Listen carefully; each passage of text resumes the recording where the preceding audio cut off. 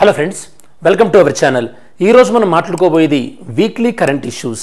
మనం ఈ యొక్క weekly current issues week number 7 గురించి మాట్లాడుకుంటున్నాం. ఈ వీక్లీ కరెంట్ ఇష్యూస్లో అంటే వీక్ నెంబర్ 7లో మనం మెయిన్గా 17th డిసెంబర్ నుంచి 23rd డిసెంబర్ మధ్యలో జరిగినటువంటి ఇంపార్టెంట్ కరెంట్ అఫైర్స్ ఏవైతే ఉంటాయో వాటిని మనం ఎంసీక్యూ రూపంలో డిస్కస్ చేయడానికి ట్రై చేద్దాం. సో ఆబ్వియస్గా నేను ఇక్కడ క్వశ్చన్ చూపెట్టినప్పుడు ఏదైనా ఆన్సర్ గెట్ చేయడానికి ట్రై చేయండి, వీడియో పాజ్ చేసి. దాని తర్వాత ఎలాగో నేను మీకు ఆన్సర్ రివీల్ చేస్తాను. ఓకే, సో ఇది ఫస్ట్ విషయం. ఇంతకుముందు ఎవరైనా వీక్లీ కరెంట్ ఇష్యూస్ ఫాలో అవ్వనట్టయితే కనుక మన ఛానల్లో వీక్లీ ఇష్యూస్ అని చెప్పేసి ప్లేలిస్ట్ ఉంటుంది, ఆ ప్లేలిస్ట్లో చెక్ చేయొచ్చు. ఓకేనా?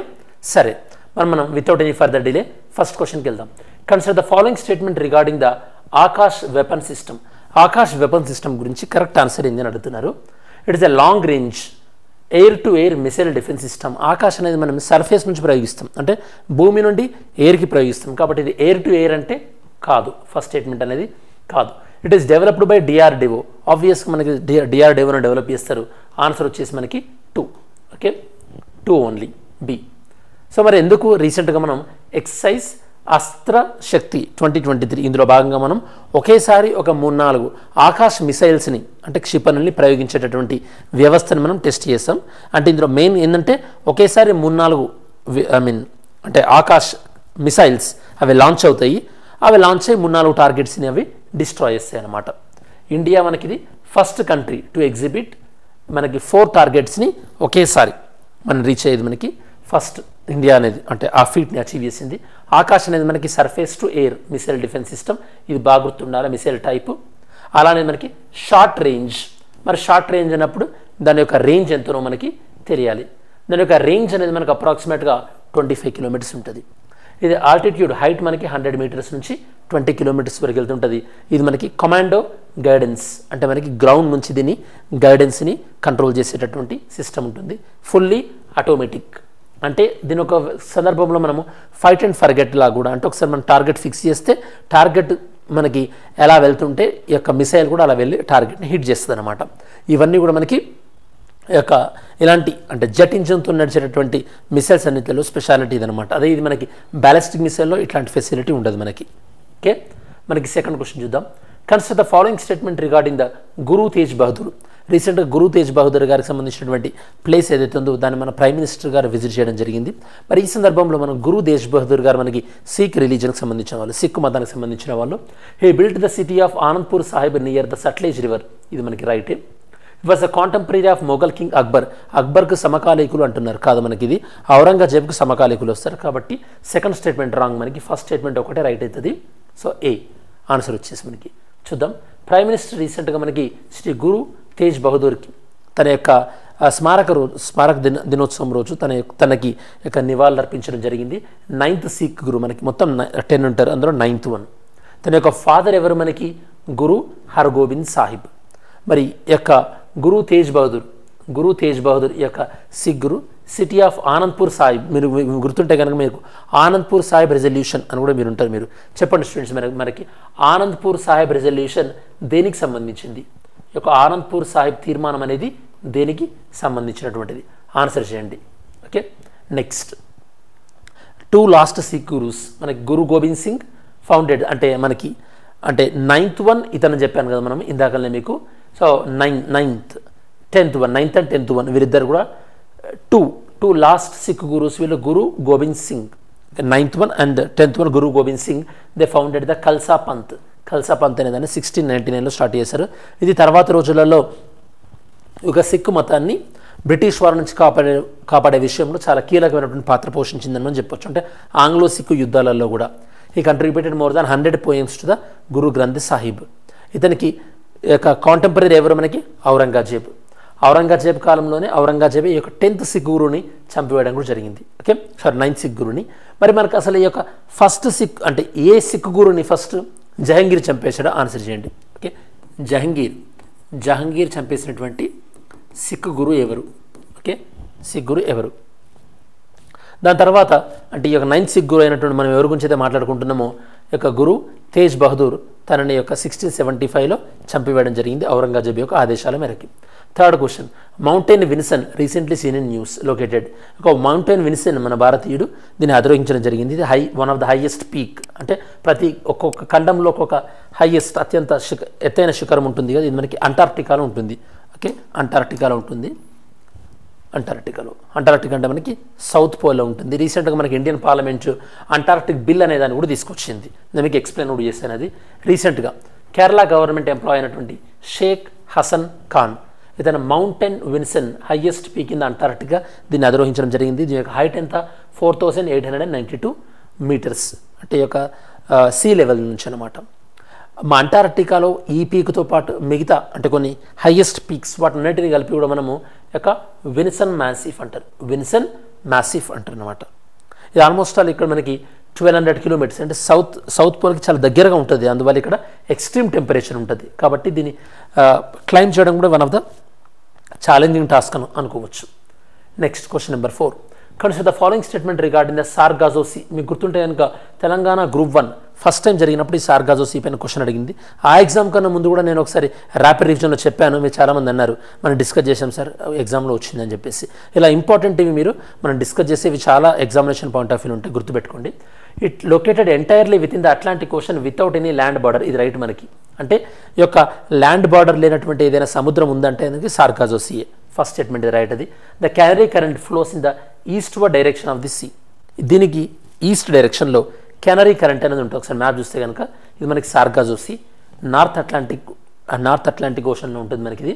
దీనికి రైట్ సైడ్ ఈస్ట్ వైపులో క్యానరీ కరెంట్ అని, నార్త్ వైపు గల్ఫ్ స్ట్రీమ్ అని ఉంటుంది అనమాట. సో కాబట్టి క్యానరీ కరెంట్ ఈస్ట్ వైపు ఉందంటున్నారు కాబట్టి స్టేట్మెంట్లో ఇది కూడా రైట్ మనకి. కాబట్టి ఆన్సర్ వచ్చేసేసి సి, బోత్ 1 and 2. మన క్యానరీ సీ అనేది మనకి బర్ముడా దగ్గర ఉంటుంది.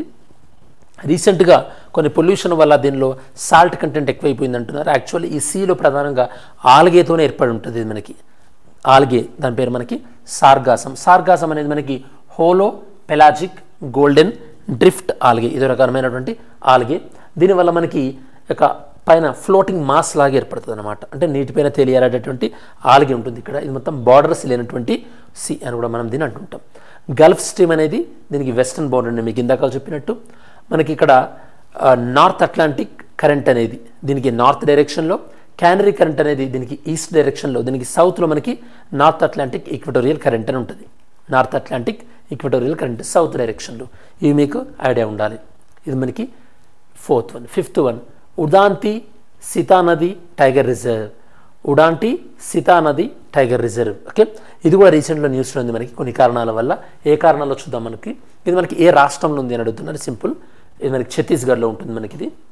ఓకే, అంతకుముందు ఇవి రెండు వేరే మనకి ప్రొటెక్షన్ సైట్స్ ఉంటే దాని తర్వాత అవి రెండింటిని కలిపి ఉదాంతి సీత అనేది టైగర్ రిజర్వ్గా చేశారనమాట. ఓకే, చూద్దాం. Last remaining pure breed wild buffalo, ఈ యొక్క వైల్డ్ బఫేలోకి సంబంధించినటువంటి న్యూస్లో ఇది వచ్చింది. అక్కడ ఉన్నటువంటి వైల్డ్ బఫెలో ప్యూర్ బ్రీడ్ జాతికి సంబంధించినటువంటి వైల్డ్ బఫెల్లో అది వేరే బఫెలోతో జరిగినటువంటి ఫైట్ వల్ల, అంటే వేరే జాతికి చెందినటువంటి బఫెలో ఫైట్ వల్ల తన యొక్క దృష్టిని కోల్పోయింది అన్న సందర్భంలో. ఓకే, ఈ న్యూస్ ఇంపార్టెంట్ కాదు కానీ ఇది అంటే ఈ వచ్చినటువంటి టైగర్ రిజర్వ్ ఇది ఇంపార్టెంట్ అనమాట. ఇది మనకి ఛత్తీస్గఢ్లో ఉంది. అంతకుముందు ఉడాంతి సితానిధి 2 వైల్డ్ లైఫ్ శాంక్చురీ ఉండేటివి. ఆ 2 వైల్డ్ లైఫ్ శాంక్చురీని కలిపిన తర్వాత దీన్ని ఏర్పాటు చేయడం జరిగింది. It was declared as tiger reserve in the year of 2008-2009. Next river, Udanti river అనేది మనకి వెస్ట్ నుంచి ఈస్ట్ ఈ యొక్క వైల్డ్ లైఫ్ శాంక్చురీలో ప్రవహిస్తుంటుంది. అలానే Sitanadi river originate from the middle of this wild life sanctuary. దీనిలో మొక్కలు నార్మల్ వెజిటేషన్, ఏమైనా స్పెషల్ ఉంటే మనం చెక్ చేసుకోవచ్చు. ఫ్లోరా మనకి ఎక్కువ సాల్ చెట్టు ఎక్కువ ఉంటుంది ఇక్కడ. ఫానా ఎక్కువ ఇది మనకి ఏషియాటిక్ వైల్డ్ బఫెలోకి చాలా popular, Asiatic wild buffalo. Next question, Swarved Mahamandir రీసెంట్గా దీన్ని మన ప్రైమ్ మినిస్టర్గా స్టార్ట్ చేయడం జరిగింది. ఇది అంటే ఒకేసారి ఒక 20,000 మంది మెడిటేషన్ చేసుకున్నటువంటి ఒక పెద్ద హాల్ అనమాట. ఎక్కడ ఇనాగ్రేట్ చేశారంటే ఇది ఆబ్వియస్గా వారణాసి. మన ప్రైమ్ మినిస్టర్ వారణాసి ఎంపీ కదా, వారణాసి రీసెంట్గా ప్రైమ్ మినిస్టర్ అని చెప్పినట్టు inaugurated the world's largest meditation centre. ఎంతమంది మెడిటేషన్ చేసుకోవచ్చు ఇందులో? ఆల్మోస్ట్ ఆల్ 20,000 మెంబర్స్ ఒకేసారి మెడిటేషన్ చేసుకోవచ్చు. ఓకే, అది మనకి మనుషుల మధ్యలో సంబంధాలను పెంచడానికి, దాంతోపాటు దీన్ని మొత్తం కూడా పింక్ శాండ్ స్టోన్తో డెకరేట్ చేయడం జరిగింది. మీకు గుర్తుంటే కనుక చెప్పండి స్టూడెంట్స్, శాండ్ స్టోన్ అనేది ఏ రకమైనటువంటి రాయి? మనకి రాక్స్లలో igneous rocks, metamorphic rocks, sedimentary rocks అని 3 రకాల రాళ్ళు అంటే రాక్స్ ఉంటాయి కదా. అందులో ఈ యొక్క శాండ్ స్టోన్ అనేది ఎలాంటి రకమైనటువంటి రాక్? ఆన్సర్ చేయండి. Next INS Kochi that was in the news recently is. INS Kochi రీసెంట్గా మనకి ఈ యొక్క రెడ్ సీ పాయింట్ ఆఫ్ వ్యూలో మన యొక్క షిప్స్ ఏవైతే ఎఫెక్ట్ అవుతున్నాయో రెడ్ సీ అక్కడ నుంచి అక్కడ ఉన్న వాళ్ళని ఎవాక్యుయేట్ చేయడం కోసం అని చెప్పేసి ఐఎన్ఎస్ కోచిని వాడడం. ఇదేంటంటే మనకి గైడెడ్ మిసైల్ డిస్ట్రాయర్, అంటే ఏవైనా మిసైల్స్ ఈ యొక్క షిప్ వైపు అంటే మన వైపు వస్తే కనుక ఈ షిప్ నుంచి మనము ఇంకా వేరే మిసైల్స్ని పంపి ఇట్లాంటి మిసైల్స్ని డిస్ట్రాయ్ చేయడానికి ఉపయోగపడుతుంది అనమాట. అంటే షిప్ పైన మనం మిసైల్స్ షిప్ అనేది క్యారీ చేయొచ్చు. ఈవెన్ మనం బ్రహ్మోస్ మిసైల్ లాంటిది కూడా ఈ షిప్ పైన క్యారీ చేయొచ్చు. ఐఎన్ఎస్ కోచి. ఐఎన్ఎస్ కోచి అనేది మనకి మిసైల్ డిస్ట్రాయర్ అని చెప్పినట్టు ఇందాకలా. దాంతోపాటు ఇది మనం ఎక్కడి నుంచి సోమాలియా దగ్గర ఉన్నటువంటి మన 18 సేలర్స్ ఎవరైతే ఉన్నారో వాళ్ళు ఎంవి రివిన్ మనకి ఇది ఒక కమర్షియల్ షిప్. దానిలో ఎవరైతే భారతీయులు చిక్కుకున్నారో వాళ్ళని రక్షించడానికి ఐఎన్ఎస్ కోచిని మనం వాడడం జరిగింది. ఐఎన్ఎస్ కోచి మనకి ఇది కలకత్తా క్లాస్ అంటే కలకత్తా తరగతికి చెందినటువంటి షిప్ అనమాట. ఇది ప్రాజెక్ట్ 15Aలో భాగంగా దీన్ని మనం తయారు చేసుకున్నాం. దీన్ని ఎక్కడ మ్యానుఫ్యాక్చర్ చేసాం? మాస్గావ్ డాక్ లిమిటెడ్లో మ్యానుఫ్యాక్చర్ చేసాం. ఇది మనకి సర్వీస్లో 30 సెప్టెంబర్ 2015 నుంచి ఇది మనకి అందుబాటులోకి వచ్చింది. దీన్ని మనం చెప్పాను కదండి మీకు ఇందాక. ఈవెన్ మనకి బ్రహ్మోస్ సూపర్సోనిక్ మిసైల్స్ని కూడా దీని నుంచి మనం లాంచ్ చేయొచ్చు. దాంతోపాటు రాకెట్ లాంచర్స్ మనకి ఇండియాలో తయారు చేసినటువంటి రాకెట్ లాంచర్స్. దాంతోపాటు మనకి ఇది యాంటీ సబ్మరైన్ వెపన్స్ అంటే సబ్మరైన్స్ని టార్గెట్ చేసేటువంటి వెపన్స్, ఇలాంటి అంటే హైయెస్ట్ కంబాట్ అంటే యుద్ధంలో ఈ యొక్క ప్రత్యర్థి మీద దాడి చేయడానికి అవసరమైనటువంటి అన్ని వ్యవస్థలను కూడా ఇది కలిగి ఉంది. దాంతోపాటు దీని నుంచి మనం హెలికాప్టర్స్ కూడా ల్యాండ్ అవుతాయి దీనిపైన. దీని నుంచి టేక్ ఆఫ్ కూడా అవ్వచ్చు. హెలికాప్టర్స్ మన ఇండియన్ ఆర్మీలో యూజ్ చేసేటటువంటి Chetak helicopters. Next 8th question. Consider the following statement regarding the Bab el మందిబ్కి సంబంధించినటువంటి రైట్ ఆన్సర్. రీసెంట్గా మనకి ఒక బాబెల్ మందిబ్ ఏరియాలో అమెరికన్ షిప్స్ కూడా అటాక్ అయినాయి కదా. It connects the Persian Gulf with Gulf of Oman ఉండదు ఇక్కడ అసలు. ఈ బాబెల్ మందిబ్ అనేది యాక్చువల్గా మనకి రెడ్ సీని దాంతోపాటు మనకి ఈ యొక్క గల్ఫ్ ఆఫ్ ఎడెన్ని కలుపుతుంది అనమాట. Red Sea, Gulf of Aden తర్వాత మనకి ఏమొస్తుంది? అరేబియన్ సీ అనేది వస్తుంది. ఫస్ట్ స్టేట్మెంట్ రాంగ్ మనకి. It act as a link between the Indian Ocean and the Mediterranean Sea. ఇది రైట్ మనకి. ఓకే, మెడిటరేనియన్ సీ మధ్యధరా సముద్రం అనేది సూయజ్ కెనాల్ ద్వారా రెడ్ సీలోకి వస్తుంది.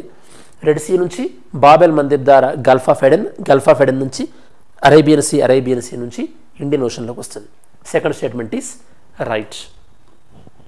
ఆన్సర్ వచ్చేసి బి, 2 ఓన్లీ. రీసెంట్గా ఇక్కడ తరచుగా అటాక్ జరుగుతుండడం వల్ల మన ఇండియా ఈ యొక్క బాబెల్ మందిబ్ రూట్ కాకుండా ప్రత్యామ్నాయ మార్గాన్ని ఎంచుకోవాలని చెప్పేసి కొంతమంది ఎక్స్పర్ట్స్ చెప్తున్నారు. ఇది మనకి ఇండియన్ ఓషన్ని దాంతోపాటు మెడిటరేనియన్ సీని కలుపుతుంటారు స్టూడెంట్స్. బాబెల్ మందిబ్కి right side Arabia, left side వచ్చేసి ఆఫ్రికా ఉంటుంది మనకి. దాంతోపాటు నెక్స్ట్ క్వశ్చన్ చూద్దాం. Question number 9. With reference to major Dhyan Chand Rajiv Khel Ratna అవార్డుకి సంబంధించినటువంటి రైట్ ఆన్సర్ ఏంటో చూద్దాం. It is India's highest sports honour conferred by the ministry of youth affairs and sports. ఇది రైటే మనకి. క్రీడల్లో వచ్చేటటువంటి అత్యంత ఉన్నతమైనటువంటి పురస్కారం.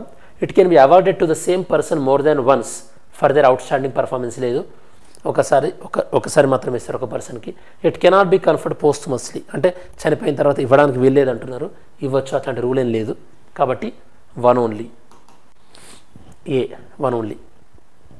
బ్యాడ్మింటన్ స్టార్స్ ఈసారి మనకి రాజీవ్ ఖేల్ రత్న అవార్డు ఎవరికి వచ్చింది? చిరాగ్ షెట్టి, దాంతోపాటు రంకిరెడ్డి, సాత్విక్ సాయిరాజ్. వీళ్ళిద్దరు కూడా మనకి బ్యాడ్మింటన్ ప్లేయర్స్, వీళ్ళకి రావడం జరిగింది. వీళ్ళు ఏ స్పోర్ట్ అనేది కూడా ఇంపార్టెంట్, బ్యాడ్మింటన్. ఇంతకుముందు రాజీవ్ ఖేల్ రత్న అవార్డు అనేవాళ్ళు, దాని తర్వాత దాని పేరు మేజర్ ధ్యాన్ చంద్ రాజీవ్ ఖేల్ రత్న అవార్డు అని మనం పేరు పెట్టాం. ఇక ధ్యాన్ చంద్ పేరు పైన. ధ్యాన్ చంద్ మనకి 1905 to 1979 Dhyan Chand life style వచ్చేసేసి.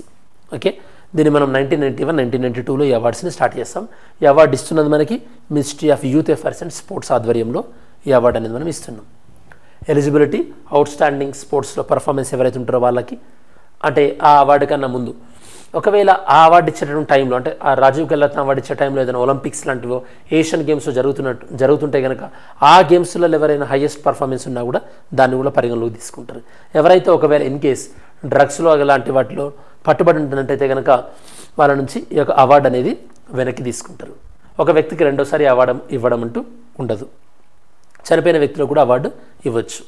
ఈ యొక్క award benefits 25,000 cash, certificate of 25 lakhs cash, certificate of honour, దాంతోపాటు స్పోర్ట్స్ పర్సన్కి మెడల్ ఇస్తుంటారు. చాలా రేర్గానే ఇద్దరికి ఇస్తుంటారు. నార్మల్గా ఒకరికే ఇస్తారు ఈ అవార్డుని ఒకసారి అనౌన్స్ చేసినప్పుడు. 10th question, consider the following statement regarding the raising and accelerating MSME performance programme. ఇది మనం ఎంఎస్ఎంఈలకు సంబంధించి ఎంఎస్ఎంఈలను మార్కెట్తో లింక్ చేయడానికి కోసం అని చెప్పేసి వాటి ప్రొడక్ట్స్కి ఎక్కువ మార్కెటింగ్ని కల్పించాలని చెప్పేసి ఈ ప్రోగ్రామ్ తీసుకొచ్చాము. It aims to improve the access to market and credit for MSME in India. ఎంఎస్ఎంఈల క్రెడిట్ రుణాన్ని ఇవ్వడానికి వాటి యొక్క ప్రొడక్ట్స్కి మార్కెట్ కల్పించడానికి దీన్ని తీసుకొచ్చాం. ఇది రైట్ మనకి. The national MSME council work as a administrative and functional body of the programme. దీనికి అడ్మినిస్ట్రేటివ్ అండ్ ఫంక్షనల్ బాడీ ఎవరు? నేషనల్ ఎంఎస్ఎంఈ కౌన్సిల్ అంటున్నారు. ఇది కూడా రైట్ మనకి. కాబట్టి ఆన్సర్ వచ్చేసి బోత్ 1 and 2 కాబట్టి it must be C. Okay, ఒకసారి మనం చూద్దాం. రీసెంట్గా మనకి యూనియన్ మినిస్టర్ ఫర్ ఎంఎస్ఎంఈ వీళ్ళు 3 సబ్ స్కీమ్స్ లాంచ్ చేయడం జరిగింది ఈ ప్రోగ్రాంలో భాగం కాబట్టి ఇది న్యూస్లో వచ్చింది. వీళ్ళకి అసిస్టెన్స్ ఇస్తుంది ఎవరు? వరల్డ్ బ్యాంక్ వాళ్ళు అసిస్టెంట్ ఇస్తున్నారు. దీన్ని లాంచ్ చేసింది మనం 2022లో ఎంఎస్ఎంఈస్. మీకు గుర్తుంటే కనుక స్టూడెంట్స్ మనకి ఏ ఆర్టికల్ ఇండియన్ కాన్స్టిట్యూషన్లోని ఏ ఆర్టికల్లో మనకి కాటేజ్ ఇండస్ట్రీని ఎంకరేజ్ చేయండి అని చెప్తున్నారు. కుటీర పరిశ్రమలను ఎంకరేజ్ చేయండి అని ఏ ఆర్టికల్లో చెప్తున్నారు? ఆన్సర్ చేయడానికి ట్రై చేయండి. నేషనల్ ఎంఎస్ఎంఈ కౌన్సిల్ మీకు ఇందాక చెప్పినట్టు వీళ్ళకి అడ్మినిస్ట్రేటివ్ దాంతోపాటు ఫంక్షనల్ బాడీగా వ్యవహరిస్తుంది. ఓకే, నెక్స్ట్ ది నెట్ క్వశ్చన్లకు ఆన్సర్ చూద్దాం. Consider the following statement. Union government can deploy CAPF in the state without its consent. అంటే కన్సెంట్ లేకుండా చేయరాదు అన్లెస్ అంటిల్ ప్రెసిడెంట్ రూల్ ఏమని ఉంటుంది తప్ప. CAPF is under the administrative control of the prime minister కాదు, union home minister. కాబట్టి 2 answers కూడా wrong, neither 1 nor 2. Okay, సరే మరి ఈరోజు వీడియోలో క్వశ్చన్స్ ఏందో చూద్దాం ఒకసారి మనం. Today's video question. It is located at the ఇండియా-నేపాల్ border and forms the highest limit of the Himalayan terai forest in India. It is surrounded by the Royal Chitwan National Park in the north and the river Gandak on the western side. This is the most likely description of. ఈ description ఏ యొక్క national పార్క్కి సంబంధించింది? Answer చేయండి. Okay, next question. Consider the following statement regarding the Sahitya Akademi award. Sahitya Akademi award సంబంధించి 2 statement చదివి ఏదో right answer pick చేయండి. Next question. Consider the following statement regarding the Namdapha flying squirrel. Namdapha flying squirrel సంబంధించి ఏది రైట్ ఆన్సర్ పిక్ చేయండి. Okay, ఇవి మనకి ఈరోజు వీడియోలో ఎంసీక్యూ క్వశ్చన్.